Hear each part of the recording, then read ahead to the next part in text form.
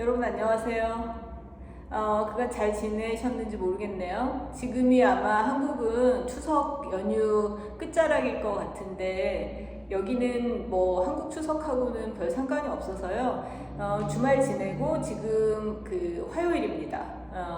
한국에서 이런저런 분들이 연락해 주시고 우리 가족도 저한테 연락하고 그러면서 추석 얘기 많이 해서요.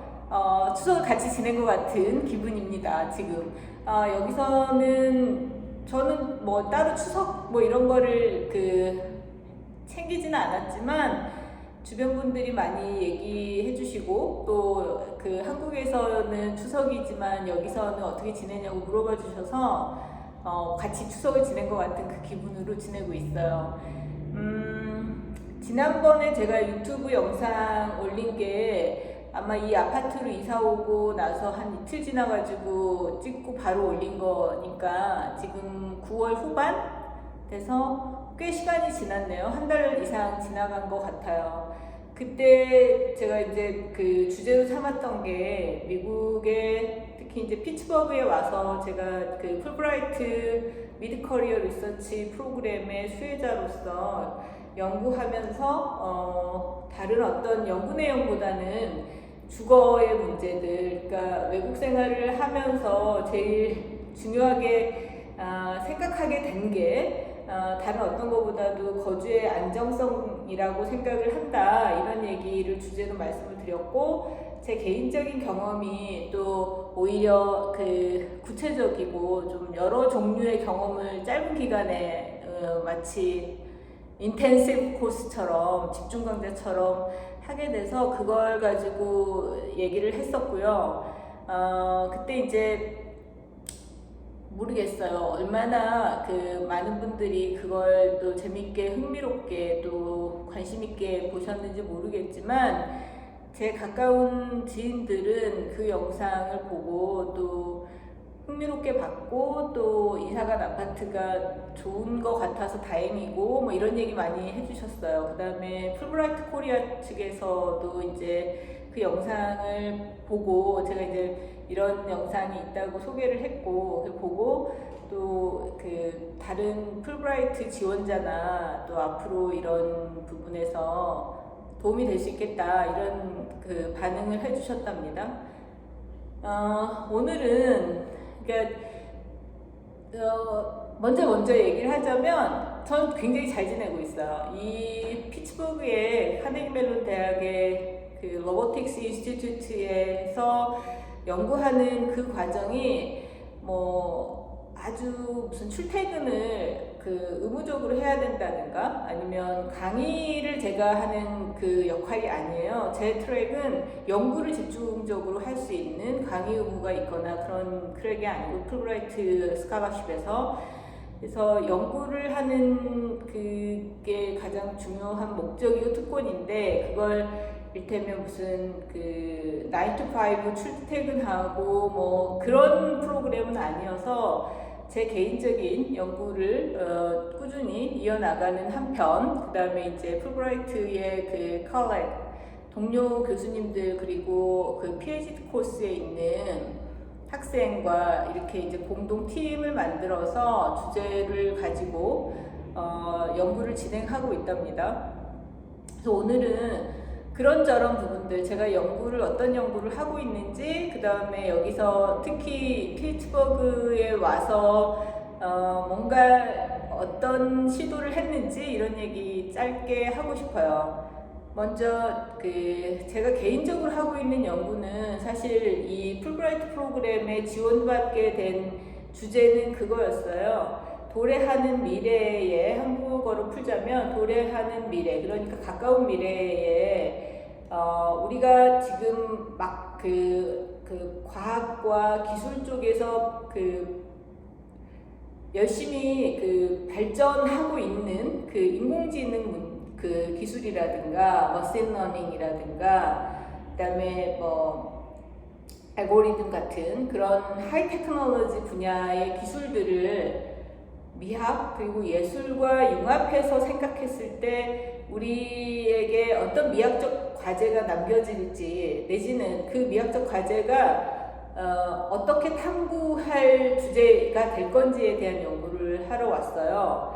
그러니까 단순하게 우리가 좀 반복적으로 얘기했던 용어를 쓰자면 interdisciplinary studies죠. 다원 연구, 학제 연구이긴 한데 그렇게 좀 그 뭉뚱그리면 좀 모호하잖아요. 근데 좀 구체적으로 얘기하면 사실 제가 이 카네기 멜론 대학 로보틱스 인스티튜트에 와서 특히 중요하게 생각한 거는 이제 인공지능과 머신러닝, 알고리즘, 이 테크놀로지가 고도화되고 있고 또 와서 보니까 특히 이제 PhD 테시스 같은 경우 그 박사과정 그 학생들이 자기 학위를 받기 위해서 이렇게 이제 논문 심사, 우리로 치면 논문 심사 같은 것들을 진행을 하는데 지금 여기도 그 한 2년째 계속 온라인으로 줌으로 이 프레젠테이션을 하고 또 그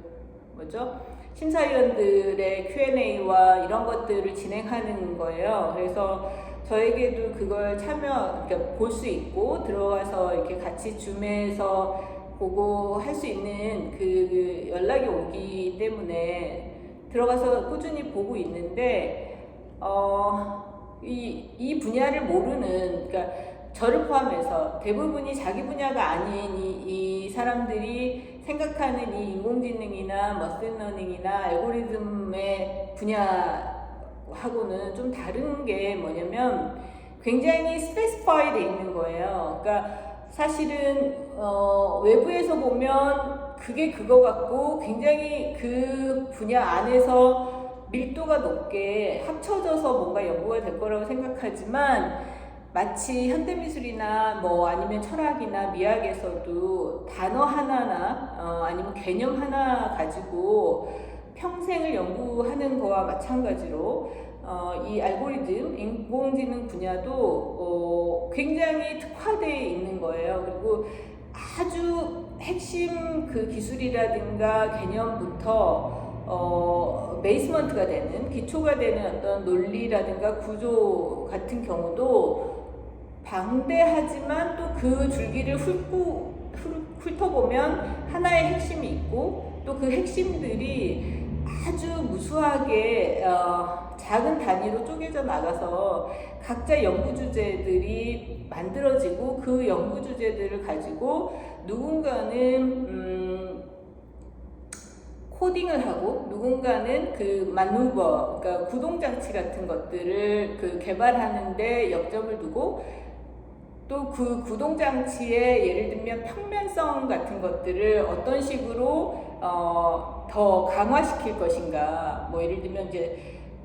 얼마 전에 그 한 학생이 발표한 게 되게 인상 깊었는데 그 사람은 그 이렇게 우리가 그 뭐죠? 드론으로 최근에 이렇게 뭔가 그 고속 촬영을 하고 굉장히 이렇게 그 다이내믹한 환경에 있는데도 그걸 촬영하는 이런 것들이 굉장히 많아졌잖아요. 근데 그런 그 드론을 이용해서 아주 지형지세가 복잡하거나 좁고 막 그런 곳을 잘 탐사할 수 있는 드론이 그러니까 굉장히 정밀하게 구동을 할 수 있는 이런 그 매핑 같은 것들을 하는 연구를 하고 있더라고요.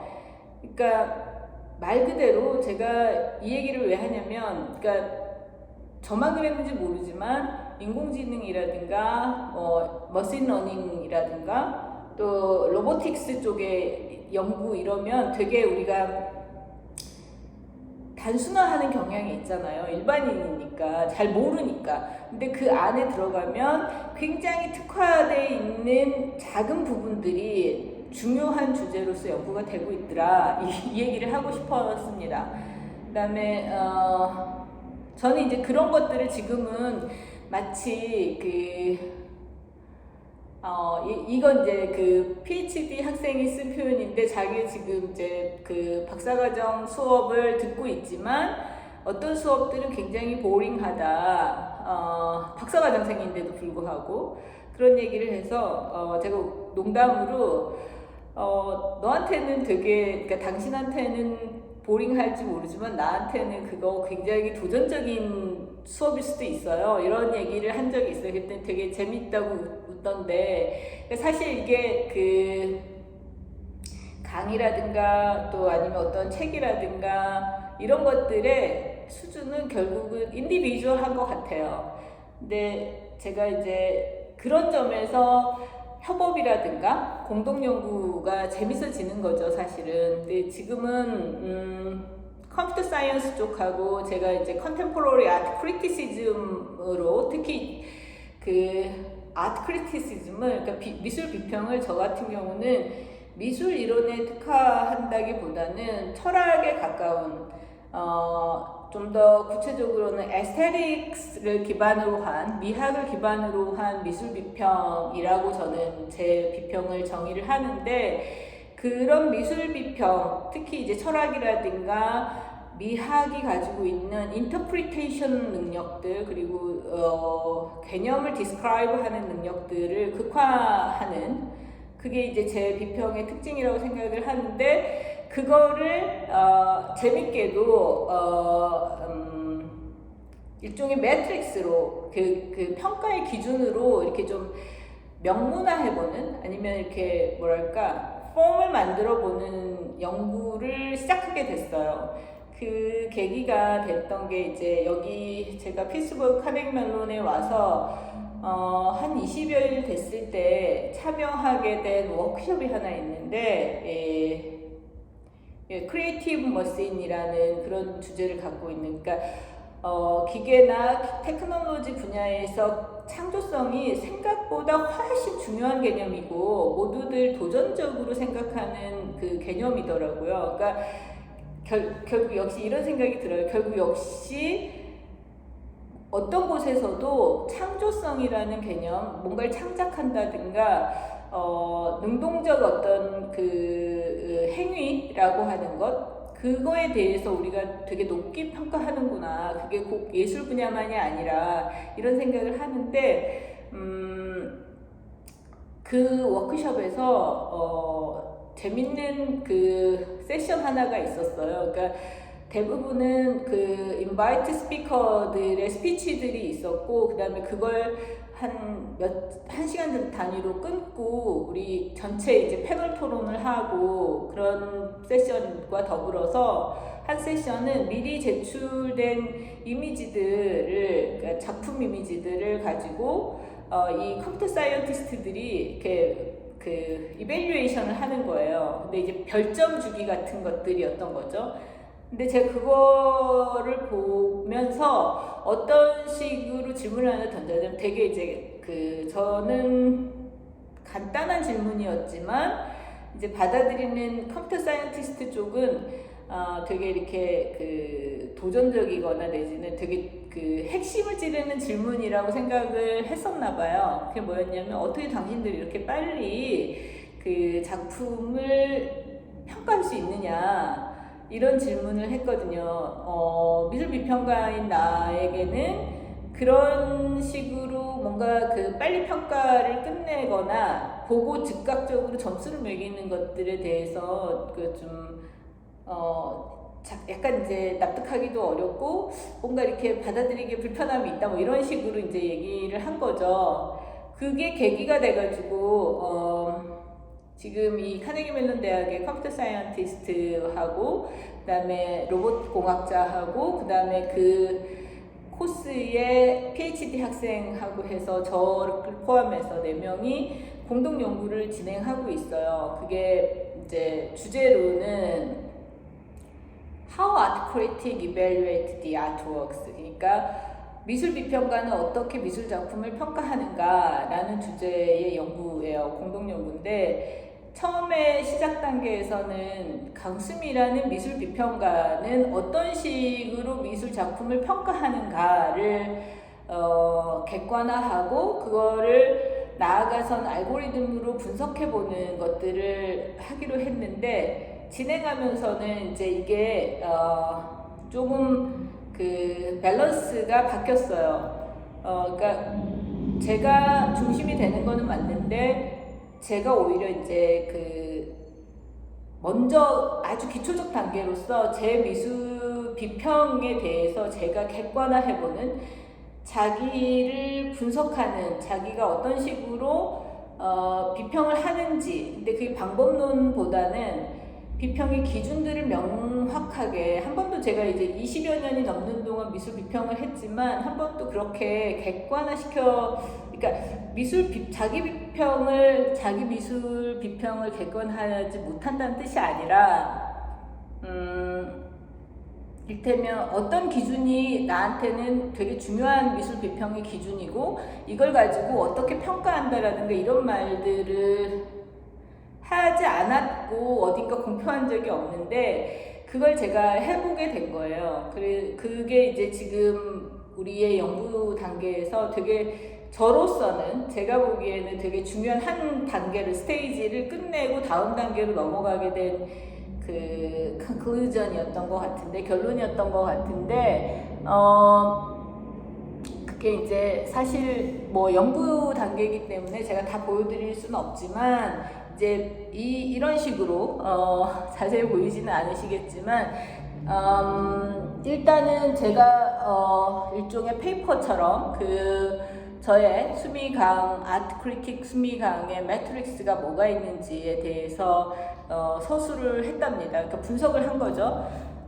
저는 일단 그 5개를 꼽았어요. 그 5개가 뭐냐면, 첫 번째는 aesthetic quality, 그러니까 미학적 가치. 두 번째가 novelty. 이 novelty는 이제 컴퓨터 사이언스 쪽에서도 굉장히 중시하더라고요. 그러니까 새로움, 뭔가 이렇게 창조성하고 결부된 거죠. 결국은 이 작품이 어떤 부분에서 어떻게 새로운가라고 하는 부분. 근데 이것도 굉장히 하위로 가면은 많은 뭐랄까, 그 스탠다드가 또 생기겠지만, 큰 틀에서 그러니까 미학적 가치, 노벨티, 새로움, 그리고 어필. 그러니까 이건 되게 중요한 부분인데, 어떤 그 작품이 어떻게 감상자에게 호소하는가, 어필하는가, 매력이든 그게 아름다움이든 아니면 뭐 뭔가 그 감각적 자극이든 아니면 지적 호기심이든 이런 식으로 어필하는 것. 그러니까 사람도 그렇잖아요. 어필하는 능력, 이런 얘기를 하는데, 어필에 대해서 세 번째로 꼽았고, 네 번째는 artistic ability라고 제가 꼽았는데, 예술가의 능력. 근데 이 예술가의 능력도 되게 그 함의가, implication이 많죠.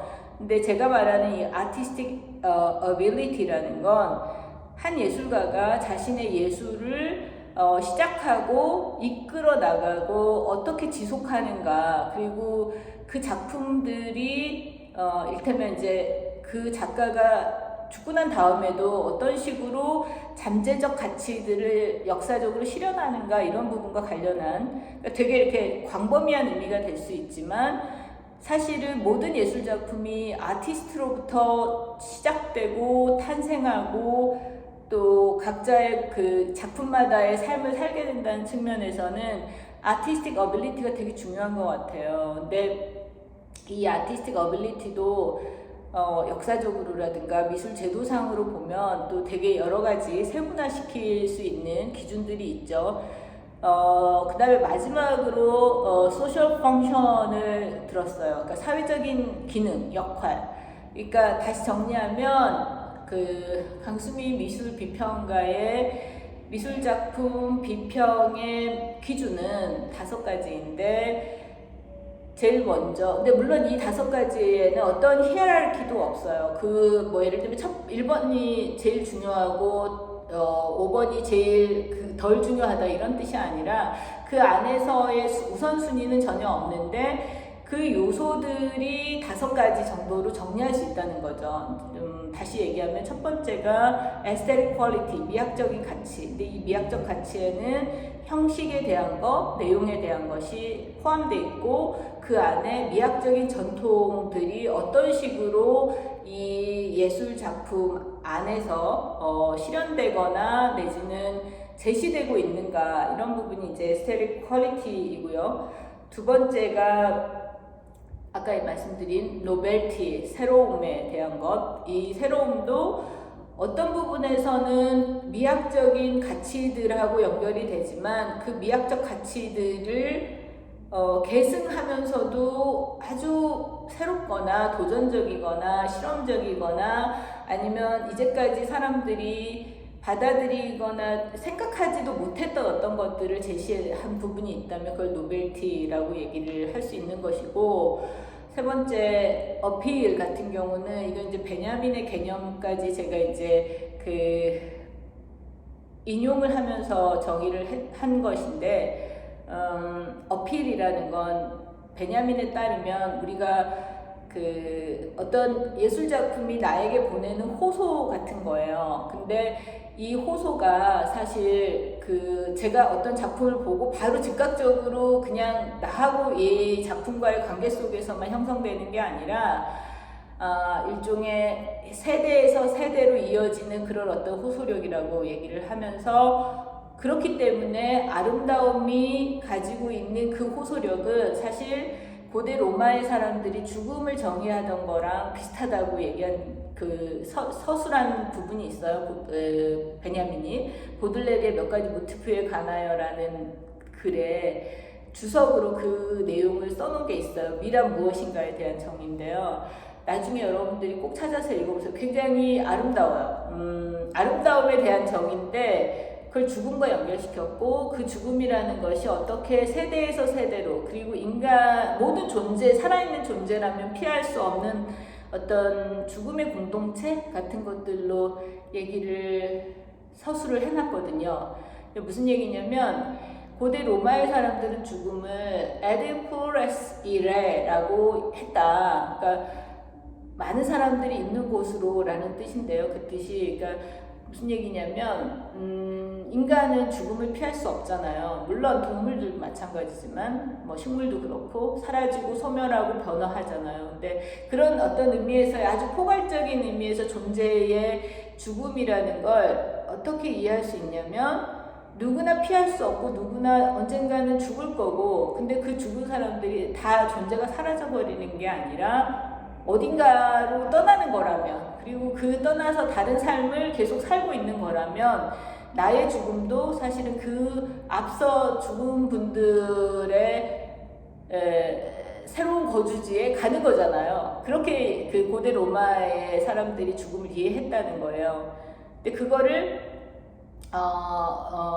베냐민이 아름다움의 호소력이라고 생각을 정의를 한 거죠. 말하자면 우리가 어떤 그 작품을 보고 어떤 꽃을 보고 어떤 그림을 보고 굉장히 아름답다, 정말 좋다, 뭐 아니면은 뭔가 이끌린다, 비슷한 감정들을 느끼게 되는 이유가 그게 일종의 그 호소력이라는 거예요. 그걸 이제 저는 예술 작품의 어필이라고 생각하는데, 그 부분이 되게 그 중요한 예술 작품의 평가 기준이 된다는 거죠. 저 작품의 호소력이 어떠냐라고 하는 게 제 미술 비평에서 굉장히 중요한 요소 중에 하나다, 매트릭스 중에 하나다. 그래서 어필, 그 다음에 아티스틱 어빌리티 같은 경우는 정말 한 작가가 뭐 예를 들면 한 페인터가 어떤 그림을 어떻게 그렸냐라고 하는 데서도 예술적인 재능이라든가 뭐 아니면 감각이라든가 뭐 지적인 능력을 뭐 시각화할 수 있는 그런 표현력, 이런 얘기들을 할 수 있지만 그 모든 걸 포함시켰을 때 아티스틱 어빌리티이고, 또 한편으로는 제가 되게 중요시하는 거는 그냥 막 반짝했던 이런 사람들, 뭐 어떤 한순간의 스타였다가 사라져버리고 뭐 겨우 남아있는 작품이 뭐 소수고 뭐 이런 경우에는 아티스틱 어빌리티가 높다고 생각하지 않아요.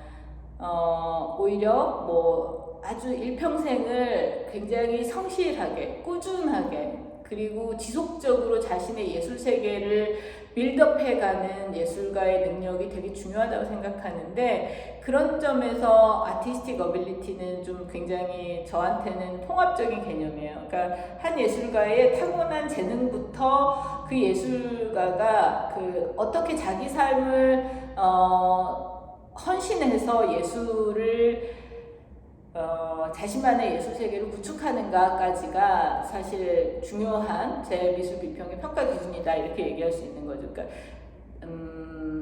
되게 감각적으로 싹 하고 이렇게 스터닝하는 이런 작가보다는 어쨌든 간에 그 예술 세계를 되게 스펙트럼과 더불어서 깊이를 알 수 있게 할 수 있는 작가들, 그게 경력이 짧은 작가도 그거를 가늠할 만한 어떤 요소들을 작품에서 제가 느끼는 경우들이 있거든요. 그런 경우에는 아티스틱 어빌리티가 높다고 생각을 합니다. 근데 그 경우, 그 다음에 이제 마지막으로 소셜 펑션 같은 경우는 제가 영어로 이렇게 썼어요. 그게 꼭 공공미술만을 언급하는 거는 아니다. 사실 작가의 의도는 공공미술이 아니고 장르도 그거에 속하지 않고 작품을 제작하거나 또 소위 그 컨텍스트 자체, 어쨌든 제시하고 보여주고 하는 그 컨텍스트 자체도 퍼블릭 아트에 속하지 않지만 소셜 펑션이 높은 작업들이 있을 수 있다. 이제 그렇게 서술을 했는데, 말하자면 미술 작품이 갖고 있는 되게 중요한 속성은 아티스트의 창작에 기반을 두고 있잖아요. 아티스트 개인의 창작에, 특히 뭐 현대미술로 오면 그게 협업으로 가기도 하지만, 그런 개인의 창작이라는 것이 어떻게 사회적으로 확산되고 또 수용되고 발전하는가 되게 중요하다고 생각해요. 그런 possibility를, 가능성을 갖고 있는 작업은 소셜 펑션이 있는 것이고, 아무리 아름답고 뛰어나고 뭔가 천재성이 번뜩이는 작품이라 하더라도 그것이 어떻게 보면 아주 배타적인 그 소수의 감상자만을 위한 뭐 테이스트라든가 뭐 매너라든가 폼을 갖췄다면 그거는 소셜 펑션이 높다고 말할 수 없지 않나? 저는 그렇게 이제 평가를 한다는 거죠.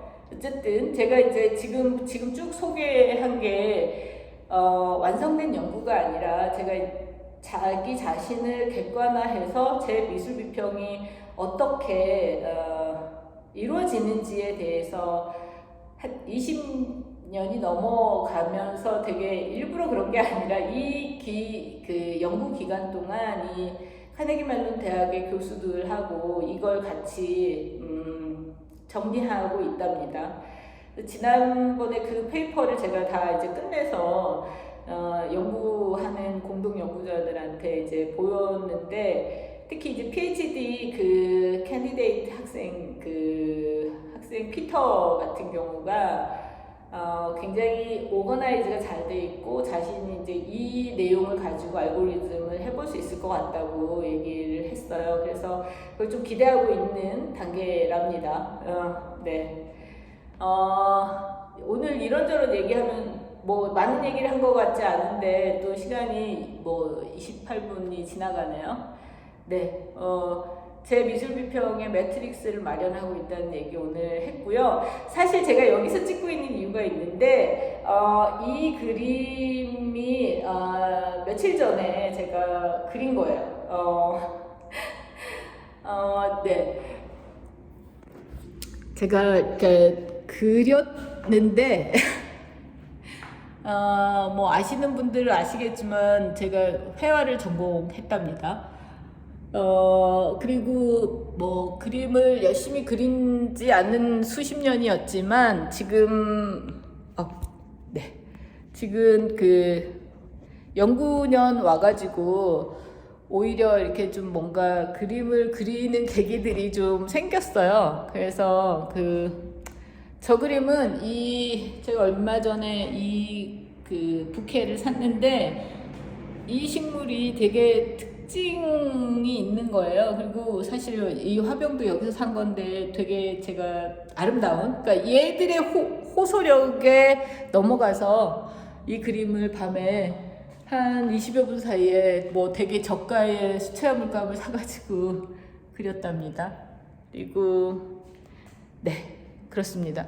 뭐 아시는 분은 아시겠지만 저 그림도 제가 이 피츠버그에 와가지고 저기 그 카네기 멜론 대학의 동료 교수님 집에 잠깐 머물게 됐을 때 그린 그림이에요. 카메라에는 크게 안 보이는데 사실 그림이 그렇게 작은 그림은 아니랍니다. 이 아파트로 와서 제가 이 그림을 건 게 며칠 안 됐어요. 내내 저 쓰레기통 위에다가 올려두고 있다가 벽에 못을 박고 그리게 됐답니다. 네. 오늘 뭐 항상 그렇지만 제가 좀 약간 두서없이 그 영상을 찍긴 했지만